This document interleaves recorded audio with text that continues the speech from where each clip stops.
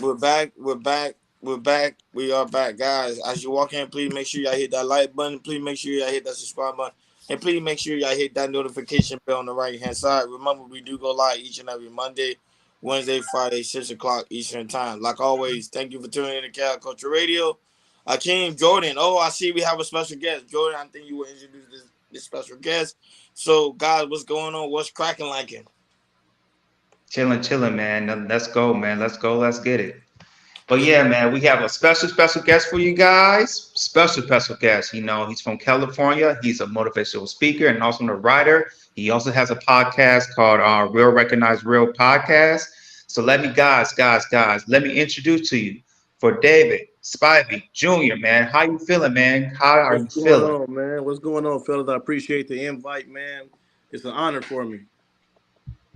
Hey Yes. man, it's a blessing to have you here, brother. Yeah, welcome, welcome.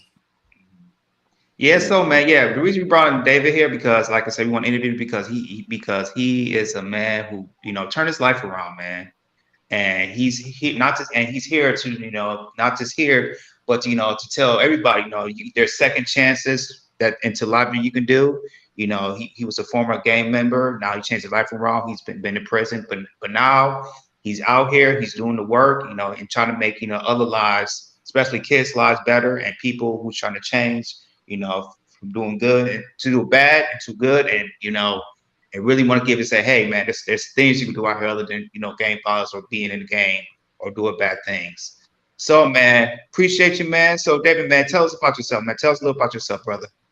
So, man, yeah, my name's David Spivey Jr. A lot of people call me DJ, aka Mr. Triple R, host of the Real Recognize Real podcast. Uh, yeah, so like a lot of kids is knuckleheads. I was a young teenager, thinking my mom didn't know what she was talking about.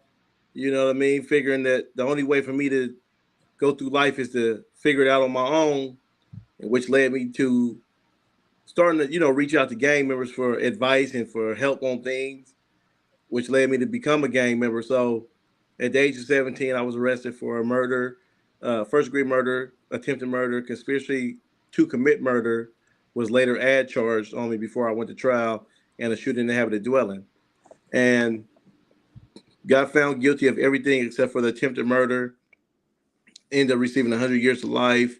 Whoa. Got 35 stayed, so it was 65 to life. Then I got what is it? The 15 to life reversed, and they just gave me 8 years for the shooting. So I had 58 years to life. And I'll never forget, man. I was in Pelican Bay watching the Oscars, and this is like right around the time that movie Selma came out, and Common was on the stage singing "Freedom." Him and John Legend. And I'll never forget, in the middle of the performance, Common was like, "Let's end mass incarceration." And he said a couple other things, and I remember hitting my cellie's bunk. This was one of my childhood friends from the streets, and I was like, "Hey, bro, you better get your shit together because we going home." He said, "Why you say that?" I said, "Bro, this is one of the biggest platforms in the country, and you got this dude talking about end mass incarceration, man. One thing I learned is when a celebrity or celebrities get behind something, it usually is accomplished." So first thing I did was just get my spiritual connection right and correct. Got baptized, started reading the Bible a lot more, going to services, speaking at them, and then but I wasn't 100 yet because I was still deep into politics with the gang stuff like that. But got my points dropped, ended up going to a level 3 Ironwood State Prison, and that's when I got into college, and I started learning these vocational trades.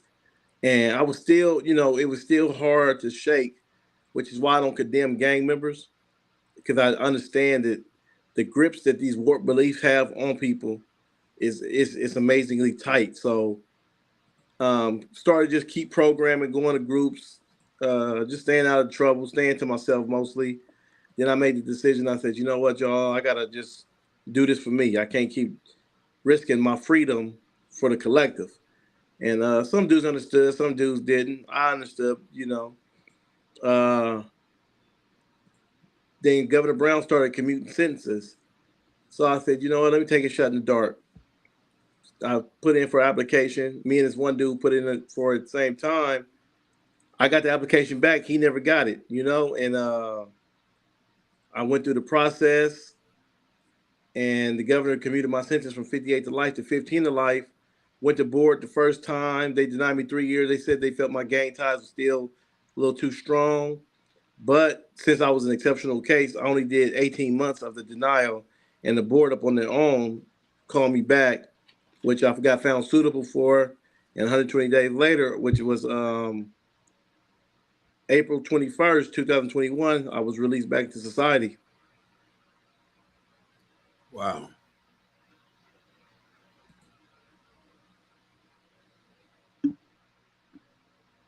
Go ahead, Hakeem. No. I was Okay. just I don't have no questions yet. I didn't know if he was done. Yeah. Oh man. Yeah, man. This listen to him. I was like, oh wow, man. That's a lot. But just to see the change, the life around it's just like, wow, man. That's an incredible story, man. What was your family reaction when they know you was coming home? It's just like everybody was like, including myself, man. Like it was kind of like in awe, like unbelievable. Like in the back of my head, I was like, something gonna happen, and I'm not gonna get out of jail just because I just felt like that's where my luck was at. And I don't even believe in luck, but that's just how the cards had constantly been dealt to me. Like right when I think something good is about to happen, boom. Like because even before I went to jail for murder, I was just like about to go to the Navy. You know what I mean? Like they were just waiting for me to turn 18. And so it was like I felt that was the only way for me to get out the game. You know what I mean? It was like I need to go and become something and be productive. I need to get out of the neighborhood. And I'm like, what's the best way? Is the Navy gonna have you all around the world. So I was like, I'm gonna join the Navy. And just so happened right before that, one of my best friends got killed. And I was just consumed with so much hate and revenge and retaliation in my heart, man. Like that the Navy just became not even a second option. It just became a no option. You know what I mean? So when they told me I was getting ready to come home, it was just like I just like had like really bad anxiety. Like my heart was always racing.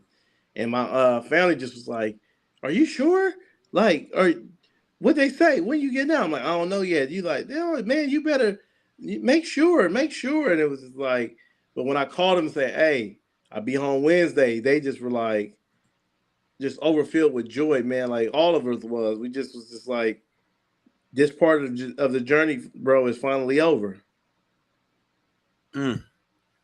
How was the transitioning? How was the transition coming back home and being reacclimated to life and stuff like that? I mean, I'm still reacclimating myself to society. It's not an easy task, but I will say for anybody out there who feels like they can't do it, yes, you can. It's not that hard either. You know what I mean? It's like it's as easy as you want it to be and as hard as you would love it to be. And what I did when I was incarcerated, I try to keep my mind as free as I possibly could. So because I just always believe, okay, man, one day I gotta be able to go home. I don't know how, but I know I'm gonna go home. So I just kind of kept trying to keep my mind free to the point where I didn't want to be just so, institutionalized. And so like when I got out here, I had to really understand time management. That was one of the biggest things to me because, I could be in the cell on a cell phone up all night and then go to my assignment. But you can't do that in the real world, man, because you really like your job really means something to you. In prison, it's like I'm just here so I don't get a write up. And so I had to learn how to stop taking phone calls after 8 o'clock because I was working graveyard. I had to like relearn the city, learn the bus routes, learn the areas, see what you know what I mean. And like I had to learn how to be in these big crowds that were moving really fast. I had to learn that the quickest because I had parole to Hollywood, so it's just like nonstop traffic. What about the homies? What was they thought about coming home? Yeah. So, they thought it was like, because all they could remember me is for the old me, Mm. So it was like, oh, my boy, oh man, they thinking like the monster is on his way home, and I had to tell myself when I was in prison, like, yo, when you come home, everybody gonna act like they was excited, like they missed you, and a part of that is true. They did miss you. They are excited you home, but it's like it's false. It's excitement for the dude that they think is coming home. You know what I mean? So I just told dudes right off the dribble, like, look, bro, love y'all. I got it tatted in the skin, man. But I'm just doing me, bro. I just told my homeboys, I said the same thing that got me out of prison is the same thing I'm gonna be on while I'm out here, and few dudes still wanted to pull up on me. So I was like, you know what? I gotta get crafty.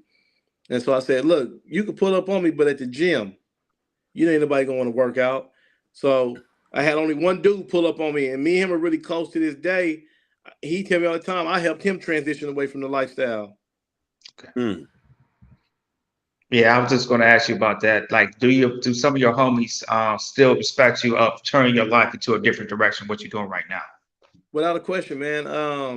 I just had a friend of mine pass away that was from my neighborhood, and I went to the candlelight vigil just to pay my respects. And dudes see me, they would embrace me, hugs. Hey man, keep doing what you're doing, man. You inspire. I just got it. One of my homeboys just DM me the other day on Instagram, was just like, man, you're motivating people, whether they tell you or not. People is watching you, and you motivating us, bro. Keep grinding, keep doing what you're doing, man. Like, I never punked the game. I never snitched on nobody. I never got rolled up. Nothing bad ever happened to me in jail that I didn't retaliate over. It was just like solid across the board. And so dudes just respect that. People know, because they know who I was, and they just loving who I am. You're gonna always have some naysayers, but I remember listening to Ice-T when I was in prison. He said, people always hate up, they never hate down. So I respect the hate. Mm. I'm just trying to be careful on some of the questions. So I don't know how personal do you want to get. It's up to you. I get very personal. The only thing I don't do is expose the name of the victim, just out of respect for the family. Okay. Is your record clean? As far as what? Because you out now. Did they clean your record? So now like you no longer a convicted felon? No, I'm working on that now to do the expungement. But like if you do a background check on me, it comes back clean. No, but first of all, congratulations. I think I didn't even know all this about you. I'm gonna be honest. I'm gonna be totally honest. I've been trying Hakeem and Jordan for a very long time. I've been trying to get somebody from prison to come on here to talk about their story, and for you to be the first, I really do greatly appreciate it. You don't understand how hard it is for me. I was just trying to find somebody, but Jordan did. Kudos to him for that. I think it's very important. I love your story because I think guys need to know what really goes behind bars. You get my drift? Because a lot of people, Right. I'm a thug out here in these streets. I'm gonna run the streets, but they don't know the true story. What really do go behind bars? Yeah, we see documentary, but you actually experienced it. That's why I was trying my hardest to find somebody. But look how life works. You finally got someone on the panel, so I do greatly appreciate you for that. Okay, being a motivating speaker, what made you decide to go that route? Because a lot of people end up becoming a motivational speaker just because of the aspect of money. They're not really trying to help the community. So, and your idea, what made you become a motivational speaker? So number one, I always say, I learned this a long time ago that like if you could find something that you would be willing to do for free, then the money would most definitely come. You know what I mean? So I it's part of my living amends to inspire and motivate the world. You know what I mean? Because I took a person's life. I stopped that, and I always say this. Look at me, change. I've been to college. I have a career. I have a clothing line. It's so many things I have going for myself that when I was deeply involved in gangs, nobody would ever believe would have happened. You know what I mean? I'm a mental health worker, and so it's like, whoa, this dude, this convicted murderer, this this ex felon, this dude that he can do, and it's like I want people to know, like, listen, you don't have to die in the mistakes that you make. You know what I mean? And I do this in honor of my victim to make their life mean something other than statistic. You know what I'm saying? Ignorant statistic. Oh, another gang violence, black on black crime. Like, no, now this person, I look at it like this person sacrificed their life so that I can learn and become better and help others that are in those situations to stop them from killing people, to stop them from breaking up a bloodline, theirs and someone else's. You know, because when you, I always tell people, when you kill somebody and go to jail, right? You killed their bloodline. When you get a life sentence, you've killed your own bloodline. And in those bloodlines are millions and millions of people. And so it's like, you're not just responsible for one death, you're responsible for millions. And so now it's like, let me use that, let me inspire millions. No, that was very beautiful. I wanna ask you this. What do you think, what misconceptions that you think people have about just like gang life and what you've been through that you had to correct people? Because I know there's a lot of people who might ask you certain things or who might portray this particular lifestyle a certain kind of way, but you tell them it's not. What misconception you had to really correct people about this? So it's a few, and they're major. And one is most people think like if you join a gang, you're a part of a gang that you like are just super innately evil. You know what I mean? It's like, oh, you know, people start treating you different. They looking at you different. It's like, you didn't treat me like that until you found that out. Now it's, oh, I don't want, you know. I remember I went to this networking event called the Snake Pit in Hollywood. Mm-hmm. And remember I was talking to this black guy, grew up in a predominantly white community. He's adopted by a white family. So his insight on what black is much different than ours. You know what I mean? Mm-hmm. And so, you know, when he found out, you know, my story, he was like, you know, he was surprised of how well I was, you know, how well spoken I was and how educated I was. And he was like, man, you don't sound like, you know, a criminal. So I asked him, I said, what does a criminal sound like? You know, because we got billionaires that go to feds. They're criminals. Yep. Facts. You know what I mean? And so it's like people look at gang members and they think just, oh, you had to be, you know, ignorant. You had to be on the spectrum. You had to have some type of dysfunction to join a gang. And which is true. The dysfunction is these warped beliefs that most inner city kids develop over the course of their lifetime. Because see, most people before they join a gang, they already have these warped belief systems that drive them to a gang. Because when you live in the inner city and you see the dude going to work struggling, but the dude's on the block, they bust down. They got all the cars. They got all the clothes that you wish you had and the cars you wish you could drive. The girl, your mind is art, man. He getting it, you know. And so it's like people are not going to gangs because they're dumb or uninformed. I would say uninformed of what the lifestyle really is.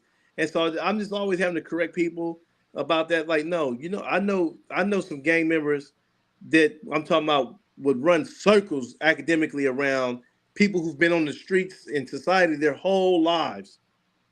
There's some real scholars behind the wall. Before we got on the show, remember we was having a conversation about there's some gang members who you know they have, you know, self-esteem problems, you know, into the gang. Can you explain a little bit what you was talking about earlier before we got on the show? Yeah, sure. That's one of the biggest things, and that's what I really want people to understand. Like, I'm actually working on a book. Once I'm finished with it, I'd love to come on here and talk about it with you guys. Mm-hmm. You know, just the psychology of a gang member. Because most people think like, you know, most people don't understand, and that's what I'm working hard to educate for people to become empathetic towards gang members.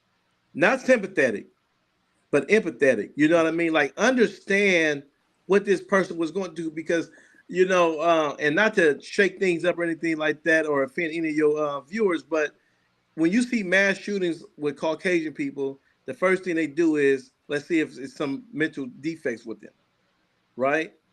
They always want to do a mental check on them. But blacks and browns are not afforded that because people have this false image that we're just innately violent and aggressive. When that's not the case, most people that grow up in the inner cities, those are survival traits. The reason people are so quick to fight is because that's the only way they've been able to protect themselves. Or that's the only way that people think that you can get a point across. And, like I tell young men today, you're not a punk if you don't want to fight. You're not soft. I tell people all the time, if you don't want to fight and you choose not to fight, you are actually the most hardest person in this conflict because you knowing yourself and you following through and staying true to yourself, despite people saying, oh man, you going out like a buster, homie. Oh, that's soft, bro. No, it's not. That's not something I want to do. And most people do it because of the low self-esteem.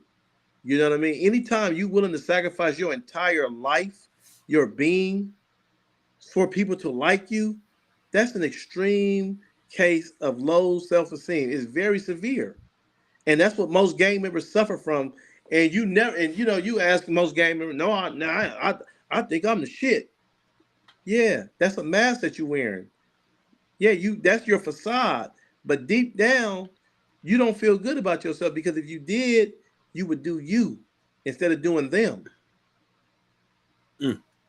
I want to ask an important question that I think you're probably the only person can ask this.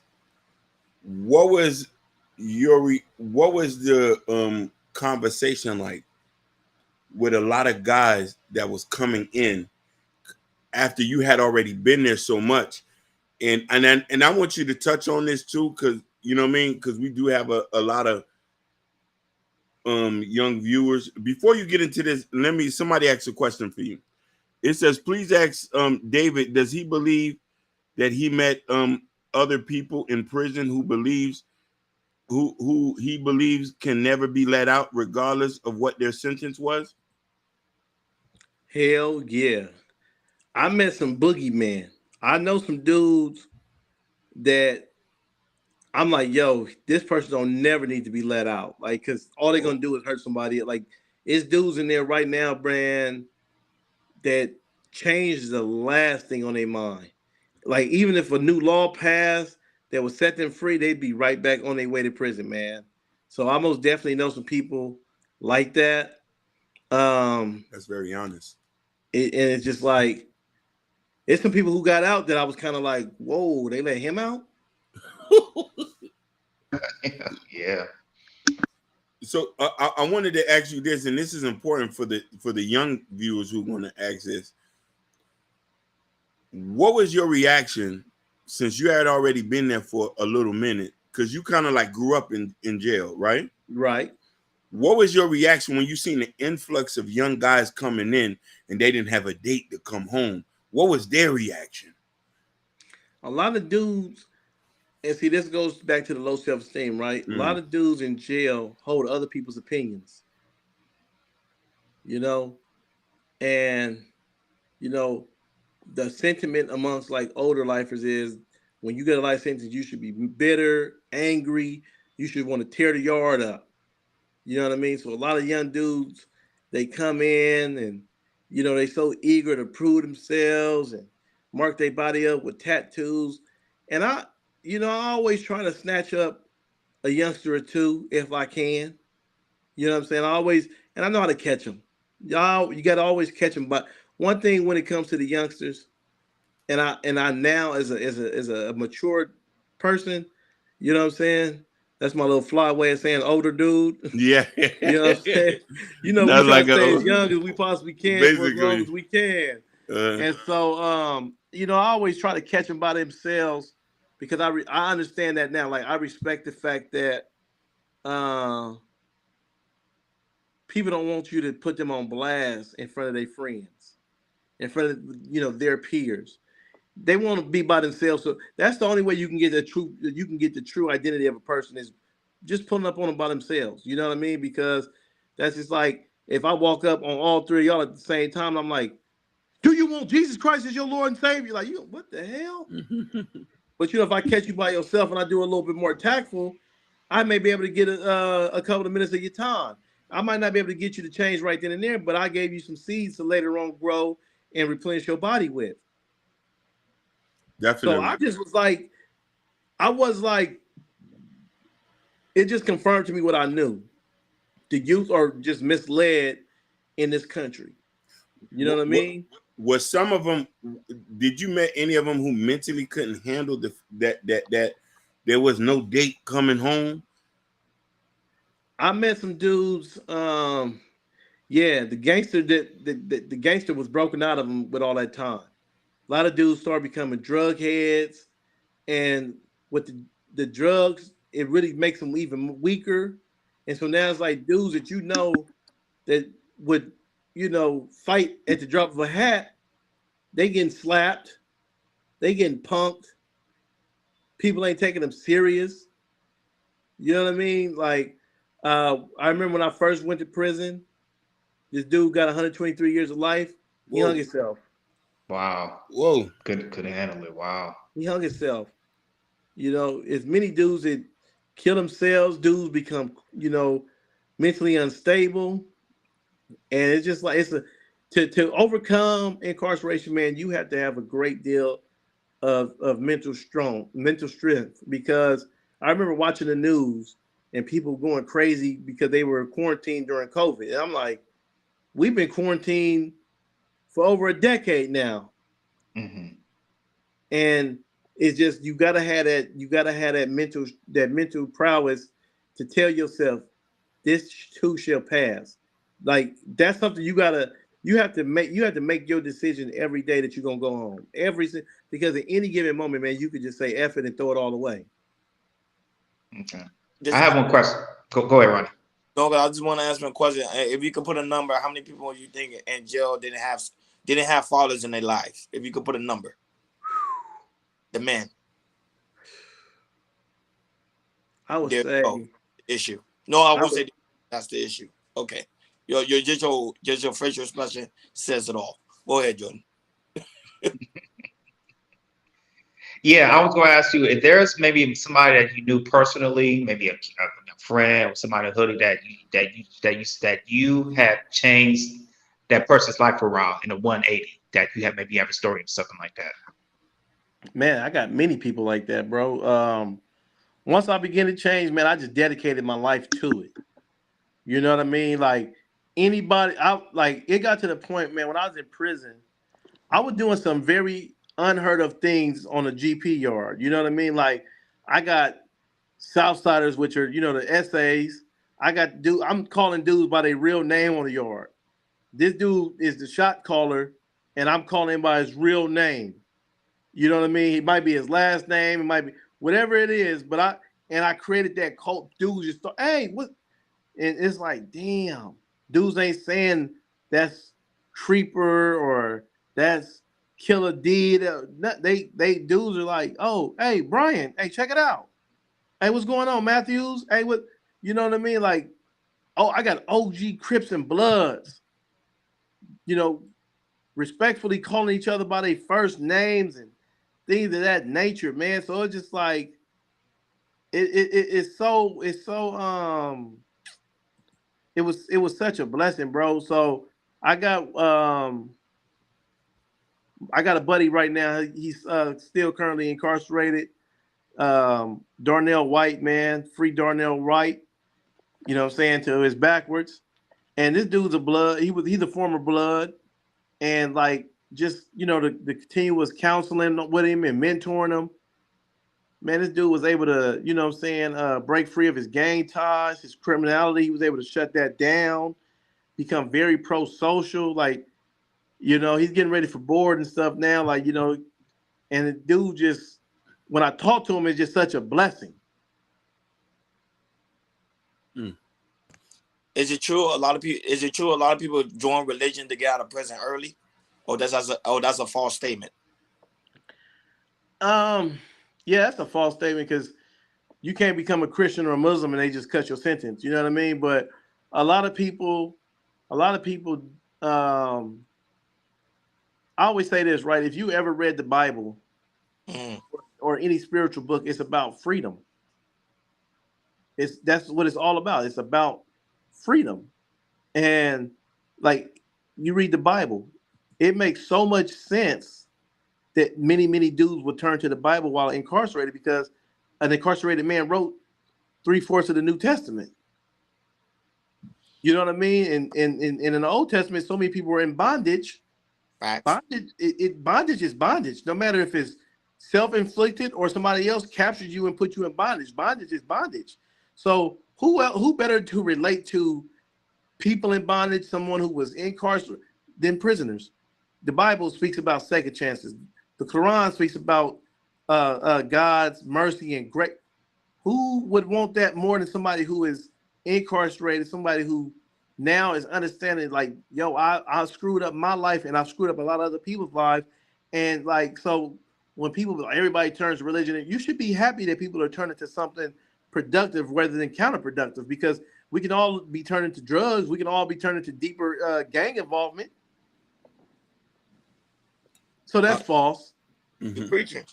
You preaching. I have a two-part question.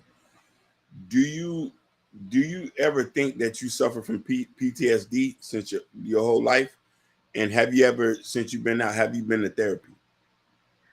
I most definitely have PTSD. No, I have yet to go to a therapist because I went to school for I went to college for counseling and things like that, and psychology and sociology. So I have a lot of coping skills to help me with that. To the point where it's like it's not overtaking my life. I'm still able to fully function. It just, I understand, for me, I have to be more on top of me than most people have to be on top of themselves. Okay. Chad, I just want to let you guys know if you got questions for him, go ahead. If you got any questions, go ahead as well. Absolutely. Yeah, I want to, Dave, I want to talk to you about your book, Dreams in Incarceration. What made you want to, write this book? So I didn't write the book. Killian Dunn wrote the book. Okay. That came about. So I was doing private security. I did an event for them. They had a New Year's Eve event, and I was just like, yo, the way you bring the year in is the way your year goes. So I'd rather bring mine in getting money than getting drunk. You know what I mean? And so I met his partner. That they got a movie coming out, and what do you call it? Me and his buddy started talking. My boy Connor Holloway, and me and Connor got on. I started talking to him about YouTube, told him my backstory, and so he told Killian, because he writes books. He was like, "Yo, you remember Dave?" He was like, "Yeah." He was like, "You know his story?" He's like, "No." He's like, "Dude," and Killian later on told me like they watched my videos for like an hour, and he said he just like became so like captured by my story. Like he was like, "Man," and I saw him at an event one night. He was like, "Yo, I want to write a book about you." You know what I mean? So the book is based on my life story, my life experiences through an interview that we did. He just kind of like peppered it and things of that nature. But it's a really good book.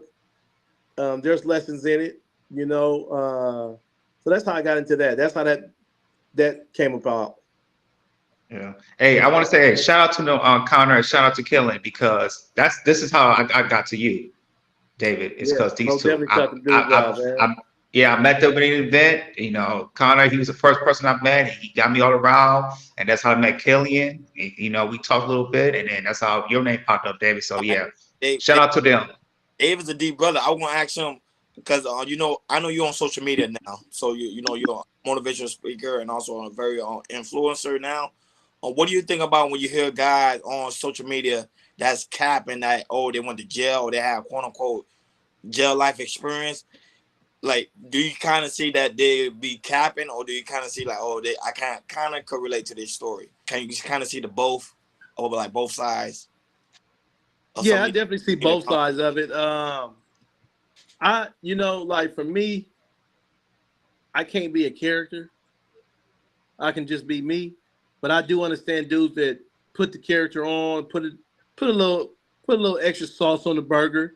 You know what I mean? Because that seems to be the way to capture people's attention on these social media platforms, because you can be dropping the greatest knowledge in the world and average 102 views. You know what I mean? While somebody else is just doing some straight nonsense and they getting tens of thousands, hundreds of thousands, millions of views. You like, yo, like, and you watching, you looking at the account, you like, bro, this is cap. Like, you know what I mean? And like, I hate the people that are like, they're making because there's nothing fun about this lifestyle. There's no, like, I tell people all the time, you may have some good moments, but there's nothing fun about this. You know, you may have some moments you could think like, damn, I remember me and the homie, but there is nothing fun about it, because think about this. Every day a gang member gets up prepared to die. That's what you sign, volunteer to die. Every day that you get up out the bed as an active gang member, you are getting up, volunteering to die for an unworthy cause. Unworthy cause. Think about that, fellas. That's powerful. Every day they step out the house, Wow. They basically are like, hey, somebody smoke me. Somebody kill me now, or I'm going to kill you later. That's scary. Yeah, that's powerful. It's scary at the same time. Have you ever seen in your time, have you ever met any notable people that came through the jails? You talking about like celebrities? Yeah, celebrities or hood celebrities, either one. Like people, yeah. Yeah, so I remember it's real funny. So I remember like when I was in Ironwood, most gangs had a table, so an area. A car. And so our table, you know what I'm saying? Our table was close to the blood table. And which was really funny, because my section of gangs and allies of that nature, all of us beefed with damn near everybody that was at the blood table. You know what I mean? Yet we were so close. And I remember, so one day, I remember staying out like to the last yard, and I seen this old dude working out by the blood table. And I started to tell him like, hey, OG, you know, that's the blood table. Because I assumed he didn't gangbang, you know? And when later on, I ended up finding out this is the dude, this is one of the original founders of the Pirus. Oh, wow. So I like it was so funny to me, like, that I was gonna attempt to tell one of the original founders of the Pirus that it probably wasn't a good idea for, but I'm glad I did, because I was gonna say that, but then my mind was like, you a Crip, who you give a damn if they somebody at the table? And so I kept it pushing. But me and him became really, really cool. That was my workout partner. But he changed his life. And, you know, it was like, I thought that was notable because, like, and he always used his influence for the best. You know, a lot of time Bloods would come to him and ask for his opinion, and he would steer them in the best path. You know what I mean? So, I'm trying to think what celebrities was I ever in jail with. I've seen like a couple of celebrities. I was never with like walking around with them, so I really wouldn't even call them notable. You know what I mean? For me, what's notable is dudes that were huge waves in this culture that decided to change their lives and not be afraid to talk about it. Okay, let's go into need ingredients of things. Okay, you consider a gang member, a former gang member. Was it easier for you to get women? Because most men, especially in this space, always talking about the Pookies, the Red Rays, the gangsters. They always get all the women. So is that theory is true or not? No, it's definitely not hard for me to get women. Not at all. That's the least of my worries. I'm bald headed. It's harder to get hair than it is for me to get a woman. Hey, Gore, I'm asking the questions. But I think it's true to ask someone a question, because remember, people in the internet, they always talk about guys like you. I'm being honest. They always talk about guys like you who coming from jail, who always get all the women. Why is that? Do you have an answer? I'm gonna keep it real with you, right? when you go to jail, you have nothing but time to think and study. Like, you got to remember, we write letters in jail. It takes a whole lot more brain power to write a letter than it does to have a phone conversation, because you need for this letter to have the intended impact that you want it to have without you being able to be there and speak words. You see what I'm saying? And when you can do that, if you can keep a girl in jail, even just for a year, you kind of mastered the game, because to get a woman to be with you and take care, because you got to think about that. This is a one-sided relationship, basically, other than the emotional side. This is a woman just giving. You got to put money on the phone. You got to come visit me. You got to send me some of them sexy pictures. You got to send me to the canteen. I got to have some store. I can't be around here looking stupid. Ooh, I got to want. So think about that. Now when brother get out, and it's like, for me, I used to watch TV a lot, right? I would watch Cheaters, Jerry Springer, Maury, right? Those was like my entertainment stuff. And I would watch like TV shows, and I would be like, oh, okay. I just kind of like, for me, it was just like LeBron James watching some film. Okay, I'm going to attack this side like that. I'm going to penetrate on this weak side. I'm going to ask for the pin down, and then boom, that's me. Man, that's fire. I ain't gonna lie, that's a good game, though. That's a good game, though. That's why I had to ask the question. Because I think a lot of men are wondering that, because they be like, why did this guy Dave come out of jail, but then you get all the bad girls? And Ronnie, I was gonna say we get this, make a shorter this and put it out. Oh no, and David can put it out for you, man. Appreciate you, David. I will make it famous. Trust me, we'll make it famous, because a lot of guys always get upset at you, Dave. I'm being honest. That's true. The image of you, because they're like, damn, like, I be trying my hardest, and you just come out of jail. You already know what to say, how to write, how to talk. It's just, it's crazy. You just need that. I just need just let me slide in one time. And we used to say in prison, one time for the one time, man. Come on now. There you go. And another question: have you ever used some of your games to maneuver against one of the correctional officers, a woman that is? So, all right, I had opportunities, but to be real with you, man, I wanted to go home way more than I wanted to make $1 in jail. You know what I mean? Like, I would use my game, you know, for my, like, when I had a cell phone. I had a female CO. I used to have her, you know, make it look like she searched my cell on a rent, so I didn't have to worry about a cell search for that month. You know what I mean? So it was like little things like that, you know. Maybe I say a few words and get a little taste of some free food. You know what I mean? Ooh, what's this? Oh, this shrimp. Oh, damn, this is good. Oh, you know. So, you know, you got to use what you have when you have it to get what you need when you need it. But was some of the women that coming into work, was they like insecure or dealing with issue at home? You would also kind of use that as one of your game tactics.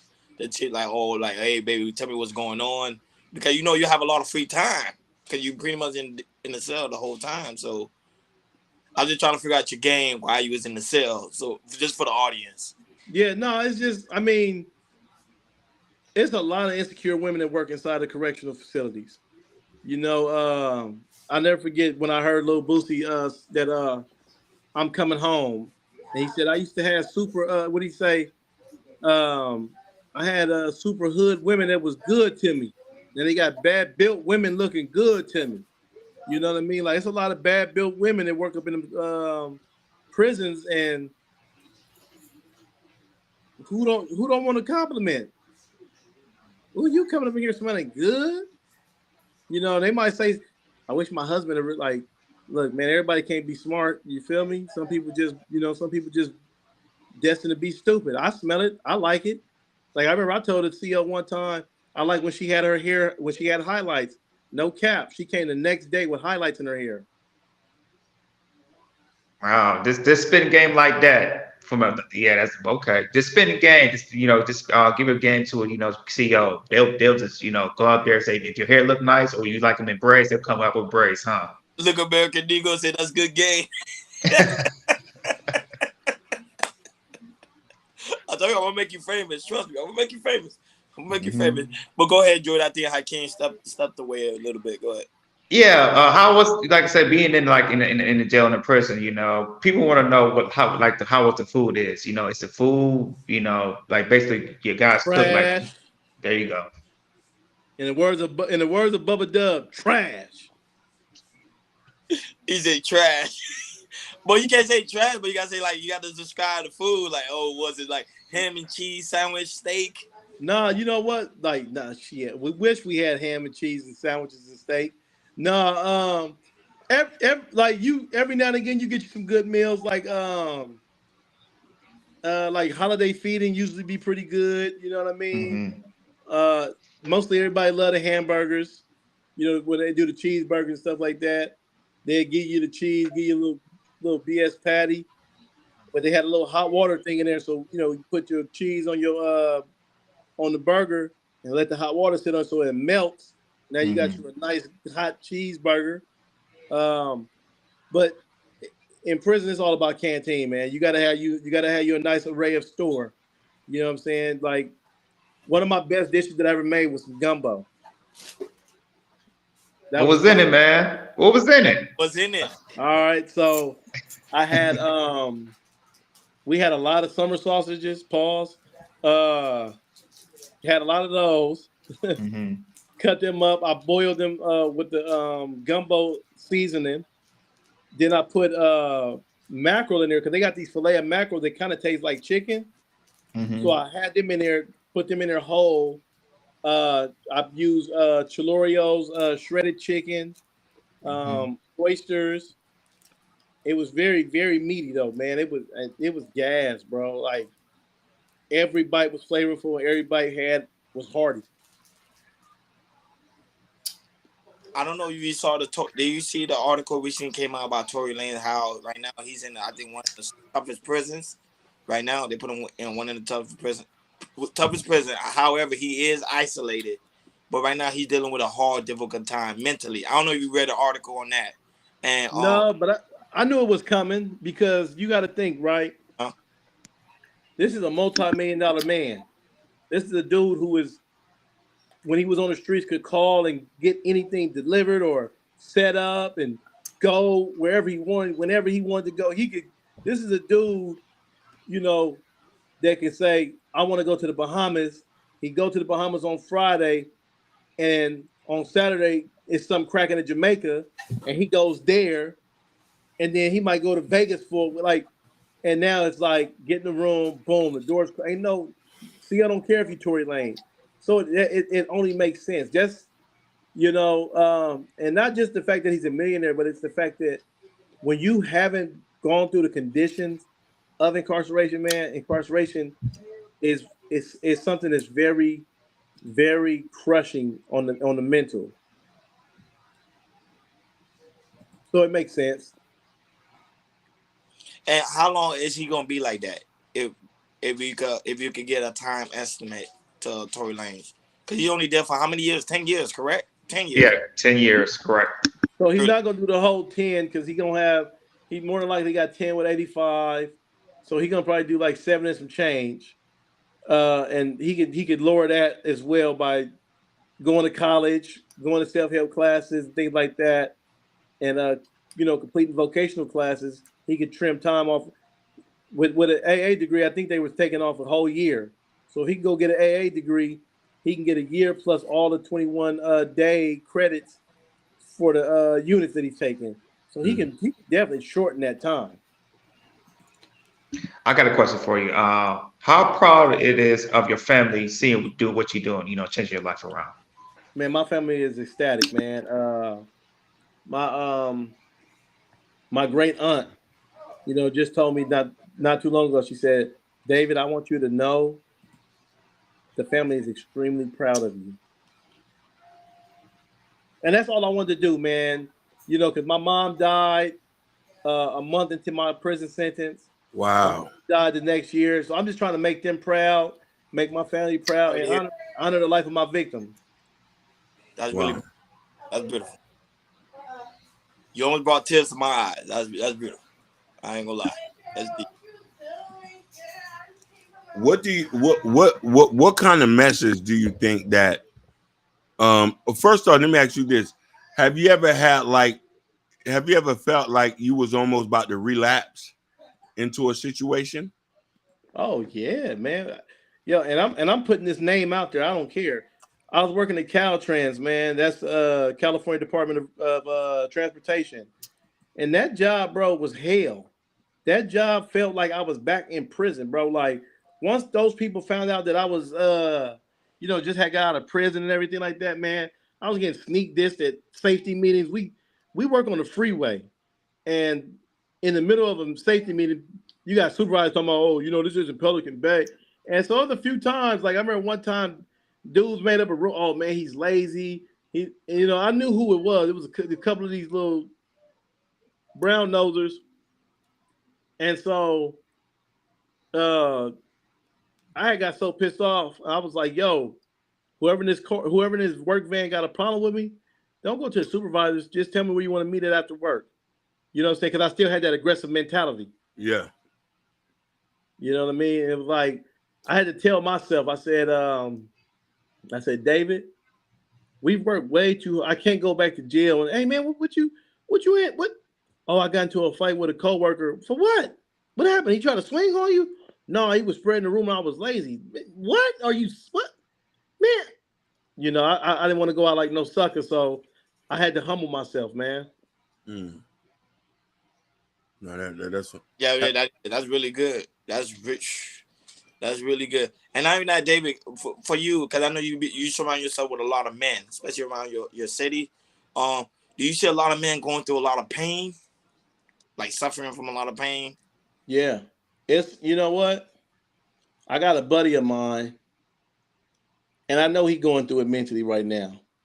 You know what I mean? And this world, as long as I've known it, have never allowed men the avenue or the outlet to be able to express our emotions, especially as black men.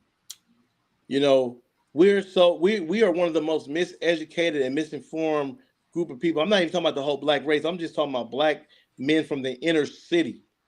We are a special group amongst disenfranchised and miseducated. From the time we're young boys in our most formative years, we're told stop crying like a little girl, stop acting like a baby, man up, be tough, and that scars us, man, for life. You know what I mean? Until we understand and learn, which takes a long time.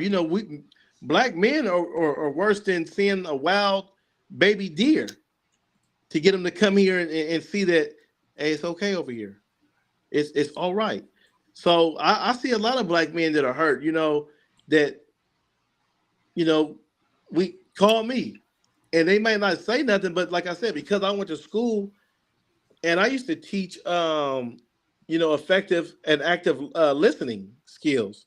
So I can hear and I can affect label someone when we having a conversation. You know what I mean? I can get the meat of the conversation without a person even telling me something. And that's been very beneficial because I've helped a lot of my buddies out. I've been like, hey man, I know things ain't really like how you want them, but just know that like every day, bro, you getting closer to where you need to be. Like you still learning and it's like, man, good luck now, bro. Like I really need to hear that, man. Like, I had a buddy of mine that was in an accident, and at the right moment I would send him something or I would call him and tell him something, like I remember I sent him a picture of me and him at my birthday party. I said, bro, just remember that this is where you going. This how you was looking. This where you on your way back to looking like. Remember you that dude. And he was just like, yo, thank you, bro. I needed that, man. Man. What do you ever feel like it's been so long, but have you ever worried about just like rivals, like a cost? Because you live in your life, you going about your business. Do you ever think that somebody from the past might recognize you on the street or anything like that? You know what? When I first got out, I was hella paranoid. But me being a very spiritual man, the Bible says that when a man who's found peace with God, a man who's found favor with God, he should make even his enemies be at peace with him. And so I just believe that the way that I'm living my life and the places that I am in won't allow or give room for the enemy to come and snatch me away. Have you moved away from the neighborhood? No, I live in Los Angeles. You know, matter of fact, today I was helping a friend of mine's out. This is my mom's friend's daughter, and I'm helping her with her clothing brand. And we in the store. I see a dude I was locked up with. I'm like, "What up, bro?" He's like, "Damn, what's up, man? You home?" Yeah, man. And it was just like I've seen like just recently on Instagram, a dude that was my enemy from my neighbor, a rival, was like, "Yo, congratulations on everything, bro. You always had love for everybody." And like I would mentor him, and we're rival enemies. Wow. I just say that I believe I'm a huge practitioner of the law of attraction. Mm-hmm. And so I'm always focusing on positive energy and helping. So I believe like with that energy put out there and with the protection that I have from God, that me running to a old opposition, that's not even high on my alert radar. Not saying that I don't keep my head on a swivel and know where I'm at and know where I'm going and just know where it's not even worth testing out the waters. It's helped me because for the most part, all I do, man, I go to work, I go home, hit the gym. I'm chilling. I'm not the dude that accepts every invite. Hey, bro, I'm good. I much rather stay home and plot on something and on how to, you know what I'm saying, take advantage of a situation or some content to create. So I don't really be in the mix, and I just know certain things I'd be like, nah, I don't even want to try to see what's up in there. I had a question for you, man, David. So, see what you're doing right now. What do you see yourself in the next 3 to 5 years? I see me being the number one motivational speaker in this country. I see my clothing brand taking off full force because this clothing brand is called Stay Great Above Hate. It's actually an anti-bullying brand. This brand is dedicated to anybody who's ever been bullied, who's ever been counted out, down talked, discriminated against for whatever reason. The goal is to stay great above hate. People gonna hate you whether you do good or do bad. Your only job is to stay great above hate.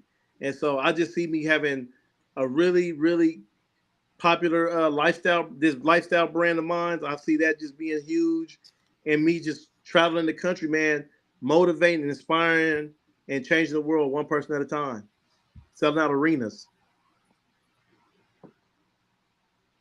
My last question is this for you, and I want you to answer this. And this, I want you to answer this for a reason, because I want people to hear this and for people to reflect on this. So, do you believe in second chances? Without a shadow of a doubt, I believe in second chances and even third chances, because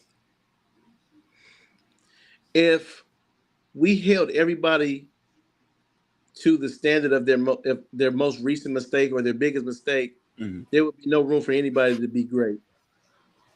One person might have had a bad day and cussed out a cashier. Didn't really truly mean it, or regretful about it, remorseful about that. Oh man, I shouldn't have done that. Do we hold that person to that? You say to yourself, well, that's small. We can forgive that. But what about somebody who's selling drugs? What about somebody who's murdering?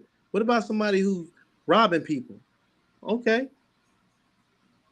Let them pay for their mistakes. And if a person paid for their mistakes and changed their life, why would we not give them a second chance? Why would we not allow the systems that we believe are effective?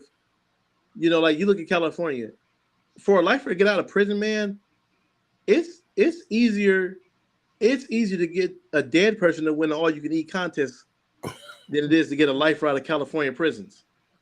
You feel me? Wow. So if these people put in all this work, why would you not want to see them with another opportunity to go at it? Because this is a system that you guys said works. Well, we put a system together. We'll let them vet them out. Well, if they've been vetted properly, why would you not want them back in the community? You know, why would you not want to see this person prosper? Why would you not want to see this person thrive? So I say to anybody who's making the mistakes, don't live in the mistake and distance yourself from that mistake. You are not your past. You don't have to be the things you do. You could let things, that's just, hey, that's something that happened. Learn from it. If you don't learn from your mistakes, man, then you're making them for no reason.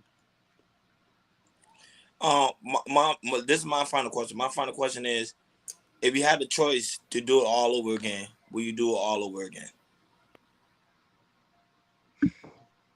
No. And the reason I say no is because as a 35-year-old man, there's so many things that I'm learning for the first time. And I personally, in my own heart, sometimes feel like I'm so far back. You know what I mean? I wish I could have had this knowledge before I ever took somebody's life or made a bad example for my brother to follow that led to his demise. All the stress that I caused my mother's heart, my family, the community that I terrorized. I wouldn't want to put anybody through that again. Yeah. Great accountability. Great account. That's it for me, guys. I don't have no. I think this is a beautiful stream, to be honest with you. Hey, man, I got a question for you, David. Tell us where we can, find you by, social media, IG, Yes. YouTube. Go ahead. Yes. So on YouTube, I'm at Real Recognize Real Podcast. You see the face. Scroll down a little bit till you catch mine. On IG, it's Real Recognize Real _podcast. My DM is open to anybody with questions. Whatever it may be, my DM is open to those that want to follow me and be a part of this journey. If you want to try to find this clothing brand, man, that is up and coming, the hottest thing that's about to hit the market, follow me on IG at Stay Great Above Hate Clothing. That's Stay, STAY, Great, GREAT, above, ABOVE, and then Hate, HATE, Clothing. Stay Great Above Hate. I'd be the first person to pop up, and you need to be the first person to show up. I like that. And then, guys, that's why Dave is so. Man, it's an honor to have you on this platform. You understand, you guys. I came a long time ago. I've been trying forever to get somebody that actually been in the prison system and that's able to tell their story. And that's why I think that's what makes you powerful, because you've been through it and you're able to tell that story and you're able to get a lot of men. Pretty much, you don't understand. You're saving a lot of lives right now. Even though we may not have views, but later on, I'm telling you, you're gonna save a lot of lives by your stories, because a lot of people think being a gang banger is what it's all about, and it's not. So, and before I leave, I want to say, go on Amazon and get the book. It's called Dreams in Incarceration by Killian Doon. Okay. Yo, the way this man was able to take my story and put it on paper was amazing. It was nothing short of amazing, put it like that. I feel like it's going to be one of the best books you'll ever read. And just follow the journey, man. Follow me. Support me, man. I'm going to support you. I'm going to give you my all. Just give me a view. One view at a time. We'll do. And guys, that's why it's so very important to make sure you like, share, and subscribe, and make sure you hit that notification bell on the right-hand side. Remember, we do go live each and every Monday, Wednesday, Friday, 6 o'clock Eastern time. Like always, shout out to the lovely Natasha Vincent. Natasha Vincent, man, we really do appreciate you over here. You understand? You be right on the money, giving people the information. That's what we like to see, man. As the Ma Queen, they call you. Shout out to you. Shout out to you, American Negro. Shout out to you for stopping by. Shout out to you, Gore. You already know how it gets down. Shout out to Jabari. Shout out to Kendall. Shout out to Just Hit Me Out. Shout out to all of those that's going to watch us on the playback. Shout out to those that's watching us on Facebook, on IG, and also that Twitch guy that also responded. I forget his name. I don't know. I don't know. You see his name. Oh yeah, I don't know how to pronounce it. Is it Joe? Don't hurt him. Yeah, Joe don't hurt him. Joe No Herno. Shout out to Eric Thomas. Shout out to Sky. Check out Sugar Bomb. She was in here a little earlier. Sugar Bomb. And now that guy is also very important. Make sure you go to KL Culture Radio community tab. In the community tab, this is a KL Culture Radio t-shirt. Look, we got our own brand too. Prince Hakeem new book, Black Love. Yeah, we got our author, Prince Hakeem, Black Love. And also we got the new exclusive KL Culture Radio hats. Mine's being ordered. And also the coffee mug. Say, look, if you need a coffee drink, go ahead, get your coffee mug. Yeah, that's right. KL Culture Radio style. Yeah. Guys, we on our way to 1K subscribers. Thank you guys so much for subscribing. Y'all, we came a long way. You see, we have dope interviews, dope interaction. Man, you guys don't want to miss what's going on with KL Culture Radio in the future. But like always, thank you for tuning in to KL Culture Radio, guys. We'll see you guys on Friday. We over and out. Peace.